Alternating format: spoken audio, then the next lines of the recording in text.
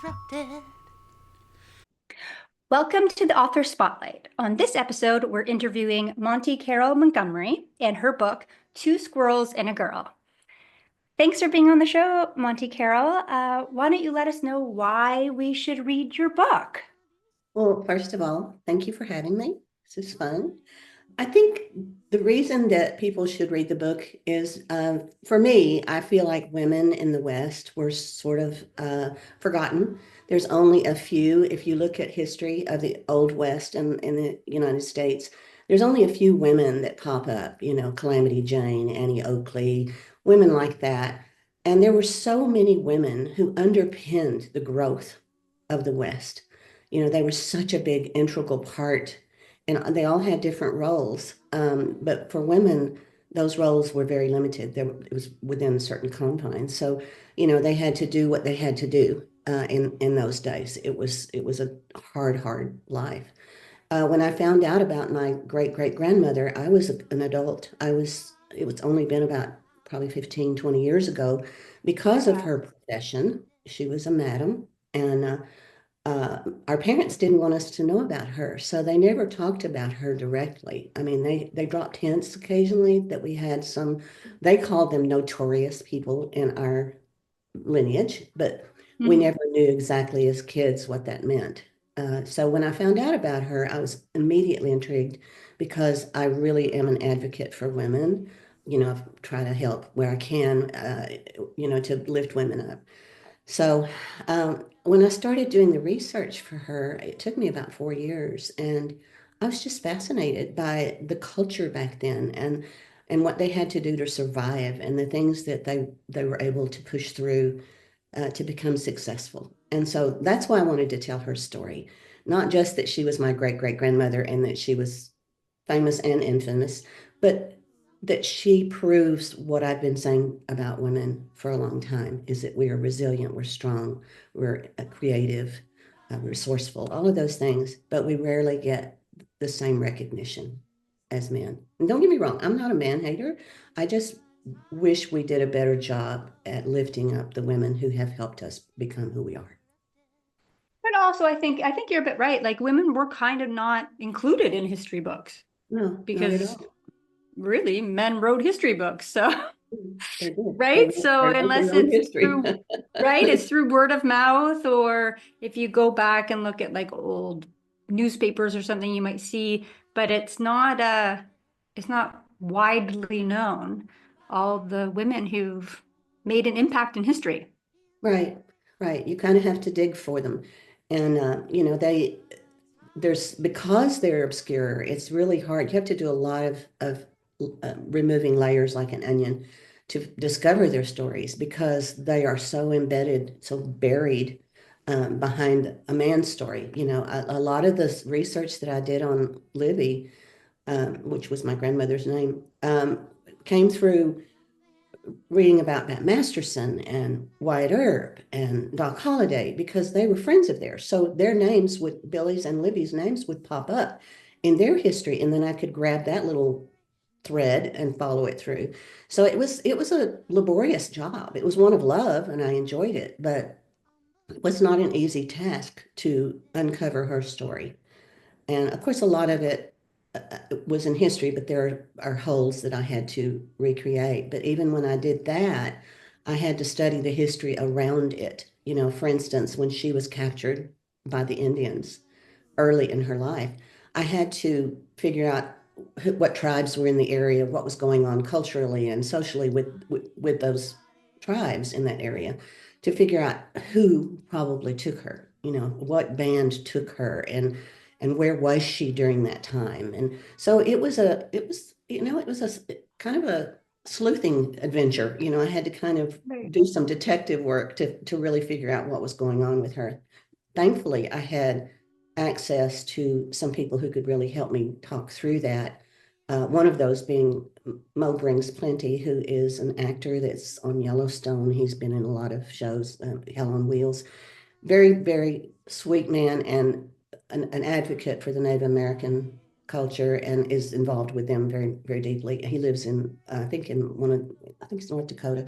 He helped me kind of talk through it to make sure that what I said happened not only could have happened, but probably did happen that way. So that gave me a lot of peace and confidence that I was telling the story as accurately as I possibly could, which was important to me. So I didn't want to just, it's historical, but it's also fiction because I can't prove every single word of it. It's something I had to develop. But the biggest part of it is true. But I had to flesh it out to make it interesting and to tell her whole story. that was one of the questions I was going to ask. I've read a little bit of your book, and the first bit in the book says this is fiction. And I was wondering because I also knew it was your great great grandmother. So I was like, it's not a biography, but that's why it's fiction, because you had to try to piece together, but it is your great grandmother's story, and you were filling in the history. So that's why you consider it fiction, but it leans toward nonfiction. Yes, yeah, it's Yeah. historical fiction. But, she was with the Indians for 3 years and she wouldn't talk about it. But she came back unmarked, which was really unusual to come back at all, but to come back without Mhm. any scars or marks was really unusual. And that happened on both sides. It's not that the Indians were just extremely cruel and for no reason. We were cruel to them. So, but a lot of times they just didn't make it back. And when they did, they weren't the same on the outside anyway. But she came back whole. So we had to figure out what was it about her? What was her gift that made the Native American tribe that she was with say, hey, we don't want to hurt her. We want to, Mhm. incorporate her, which also sometimes happened. They would basically adopt their captives into their families.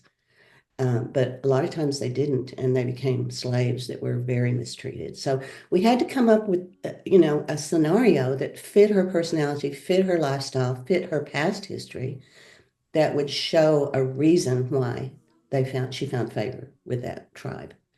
So, you had to develop some of that because we don't know. From her own words, we wouldn't know because she didn't talk about it.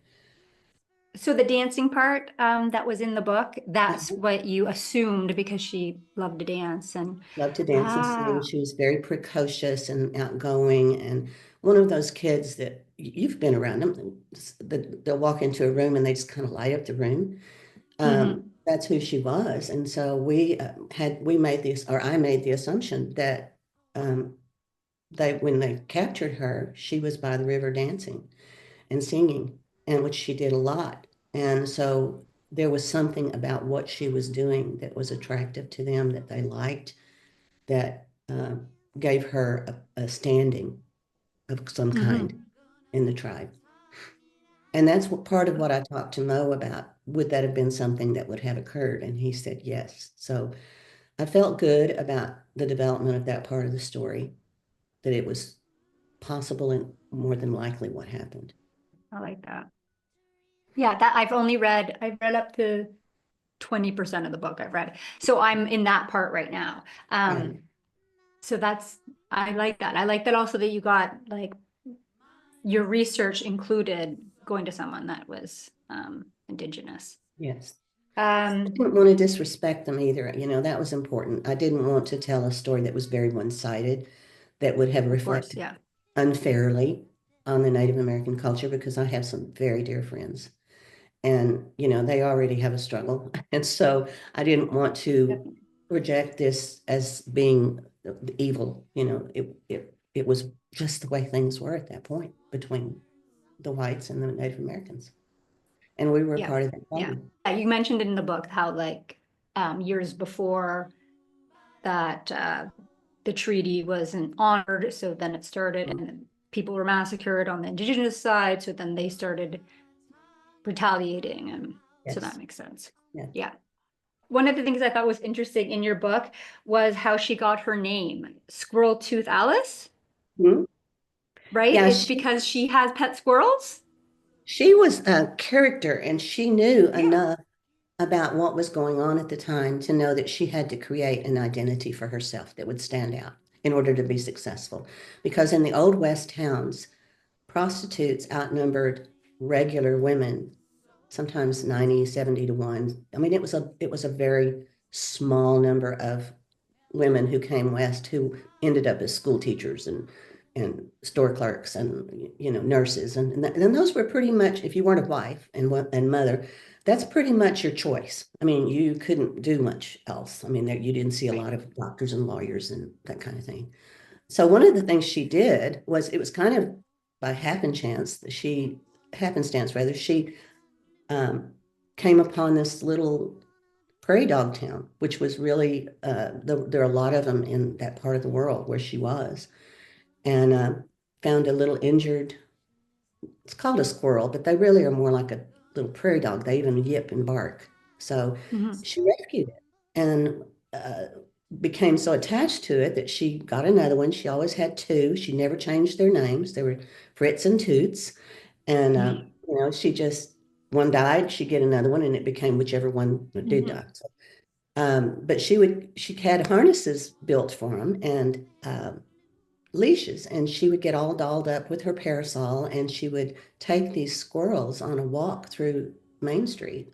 And they had the first towns that they landed in had the first boardwalks, the wide wooden sidewalks. So she was quite a spectacle, with her high heels and her beautiful dress and parasol with two squirrels on a leash. At some point, but she also had a small gap in her front teeth. She's a very beautiful woman, but she had a gap in her front teeth. So uh, at some point, some drunken cowboy decided that Mhm. because of her squirrels and the little gap in her teeth, her name should be Squirrel Tooth. And well, I don't know where Alice came from, but a lot of the madams took on fictitious names, I'm sure, to protect their families and themselves. And she went by Squirrel Tooth Alice as a madam.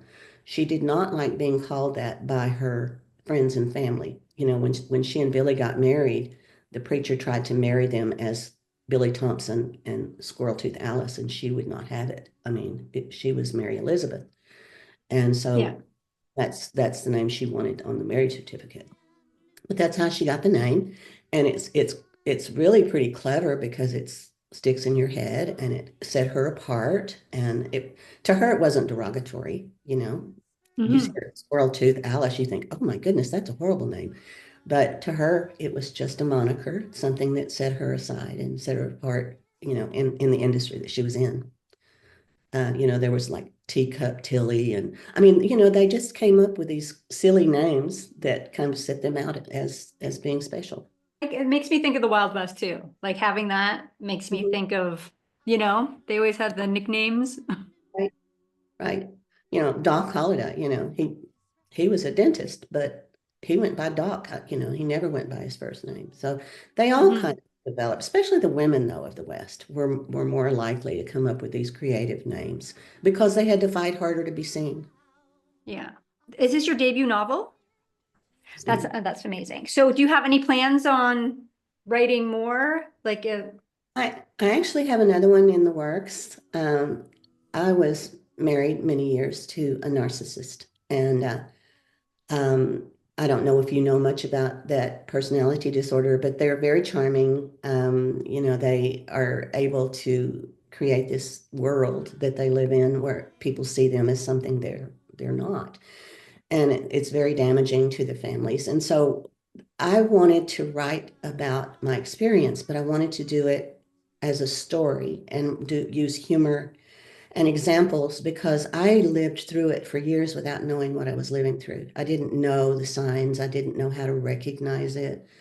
I'm an extremely, I feel like, a strong woman, but I was able to be manipulated and gaslighted. And you ask yourself why, because, if you're strong, you don't know how that happens to you. It's so insidious. So I wanted to tell the story with humor and make it interesting and engaging, but also kind of teach at the same time what the signs are and what you look for. And he was a cowboy, and he always prided himself in being the best cowboy out there, and he wasn't.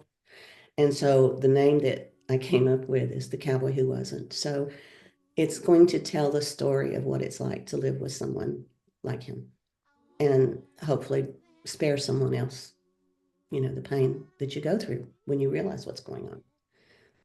I just read the book, It's Not You. I Uh-huh. don't know if you know this book.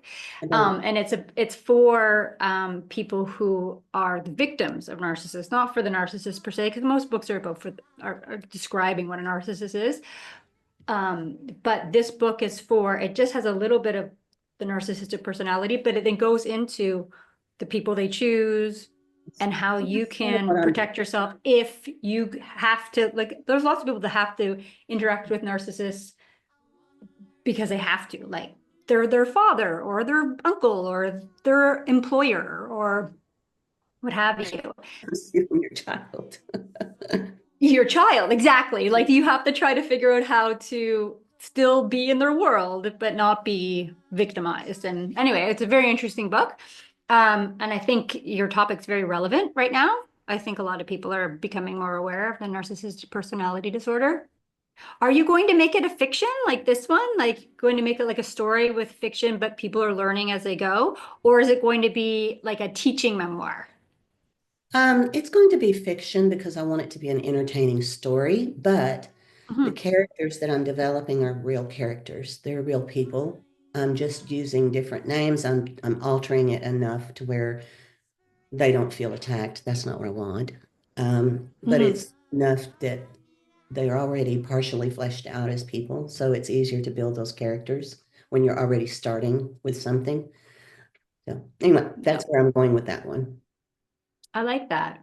I like it. So I kind of like how you take is well, it's really kind of historical, both of them are historical fiction. It's taking kind of like something that happened and turned it into a fiction story. So it's more entertaining, but at the same time filling in the gaps, changing names. Right. Right. I love that because it makes Well, it more authentic. I think it makes it more, not believable, but you didn't mean the more true to what someone else could relate to. right. Yeah. Well, it's something it's easier to write about something you already know a little bit about. So I think Hmm. that makes it easier to do. With Libby's story, I wanted to tell her story, but I also wanted to highlight the women that we talked about earlier in history that haven't been highlighted. That Masterson's girlfriend, Molly Brennan, she was pretty famous back in the day, and nobody really has ever heard of her. She was the first grave in the cemetery in Mobidi where Libby built her saloon at the end of her life or toward the end of her career. She was killed saving that Masterson. She jumped in front of the guy that was shooting him and saved his life. But that story doesn't get told. Even in that Masterson's story, you really have to be looking for her to hear that story. And she was the reason he was walking around for the last 20 years of his life. So, it was Wow. significant. She was a significant character and nobody knew about her. So those were what I was trying to pull out of history. Who were these people and how did their lives intersect? And how did that change the way we live today? You know, and I think it did change the way we live today. Completely. Your book is really on theme. So this year's theme for Book Interrupted is for women, by women, about women, because having stories that are women are the central character Mhm. rather than the side characters actually is it's not as common as you think, which is ridiculous. We're half the Yeah, population of the world, right, and where are our stories? right, Right? So right. it's perfect that you're doing a historical fiction about it because I think as women, we crave having knowing the stories of our history, not just like obviously women, they're not just, we didn't just stay at home and do nothing. No, That's just no. not, it's just absurd to think that. So I really like that your book highlights the women in history around the time of your great grandmother. Right. Really like that a lot.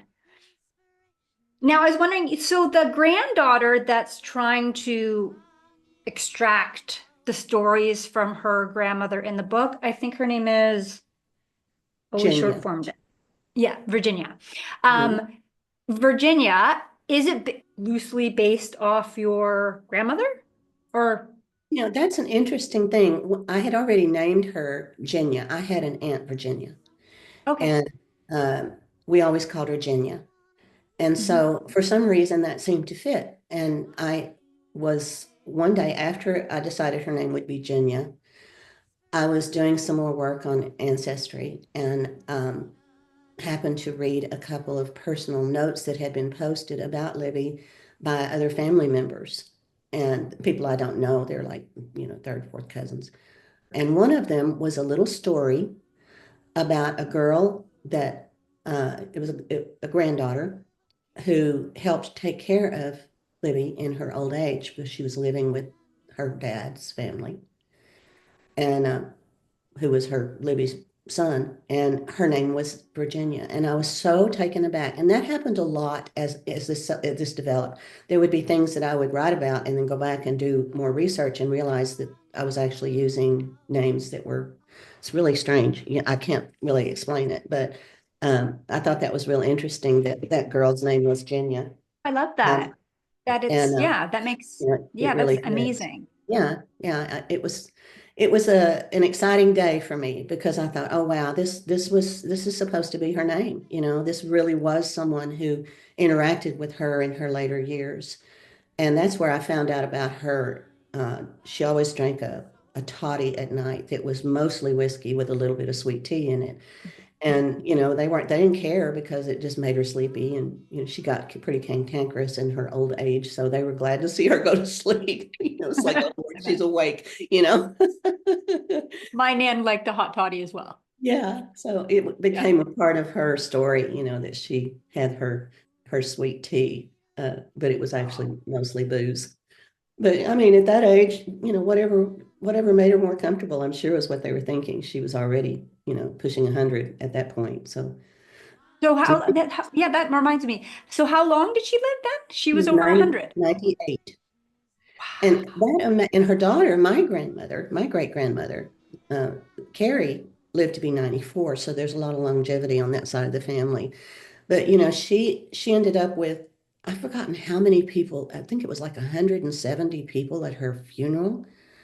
And I just think that's amazing because I don't know how many older people like that you've known in your life, but when you go to their funerals, it's just a smattering of family that's left, and all of their friends already gone. So, you might have, 15 or 20 people there, but to have that many people show up for her at the end of her life, I thought was pretty amazing. It That was is kind of a amazing. testament to who she was. And then she had 12 kids. So there must be so many relatives when you Yeah. started doing this research because 12 children and then they all have children and then they all have children. Oh, Like I could there's research a, it until I die and not find everybody, but it's okay. I did enough to figure out how to piece it all together. A lot of the accounts say she had 9 children, and I wanted to make sure I was correct. So I actually have the names of every one of her children. The last three, they think, were with a man that she hooked up with after Billy went um, away.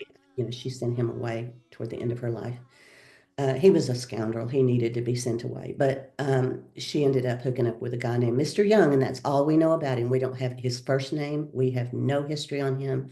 All we know is that his name was Mr. Young. She actually, toward the end of her life, took on the name Granny Young. And so um, they weren't married, we don't think. We never found a marriage certificate, but we think he fathered 3 children at the end of her life, at the end of oh, her productive life. So anyway, it's interesting because there's so many contradictions when you're looking through, and I'm sure you've done research, you'll find 3 accounts that say this and 2 that say this, and you have to make a choice on which one fits your story better.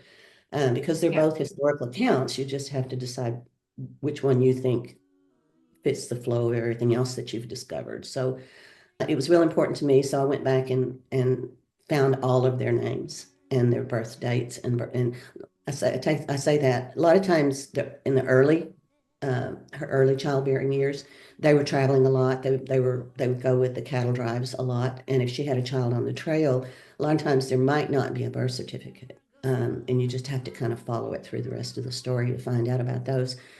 Sometimes there weren't death certificates because of where they might have been at any given time. Because some of the little small towns that were just building didn't have courthouses, and you couldn't file anything of record. So I kind of there are two or three I think that I don't have the beginning or the end documents, but I do have all of the names and their birth years. So that to me was kind of a triumph because it proved that I really was right about there being 12 of them. So I love that mystery and digging into yeah, history, especially when yeah. it's your own. I think that's fascinating. Okay, well, that's all the time we have today.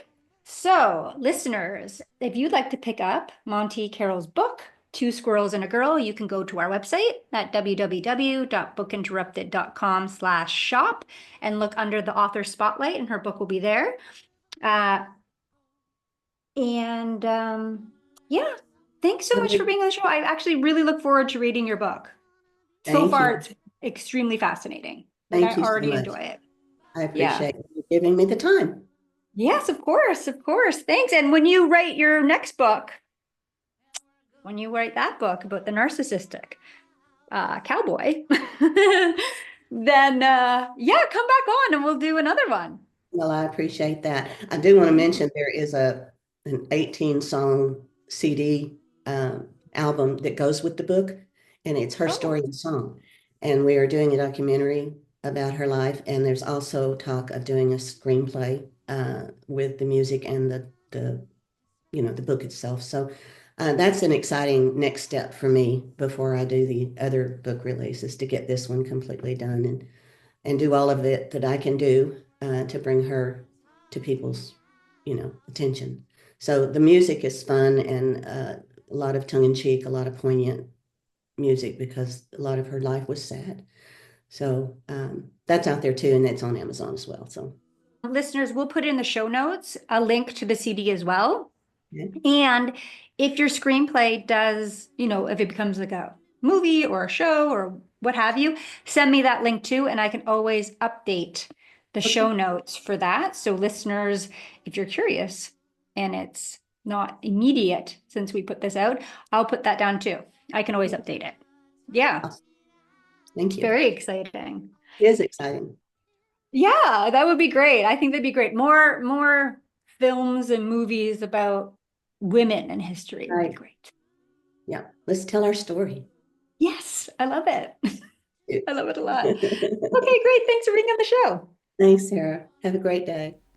If you've enjoyed these video highlights, listen to the full episode on our YouTube channel or wherever you get your podcasts. Remember to like and subscribe and ring that bell to be notified when new episodes are published. Find out more by going to www.bookinterrupted.com. And we're gonna talk it out on Book On Book Interrupted. Interrupted.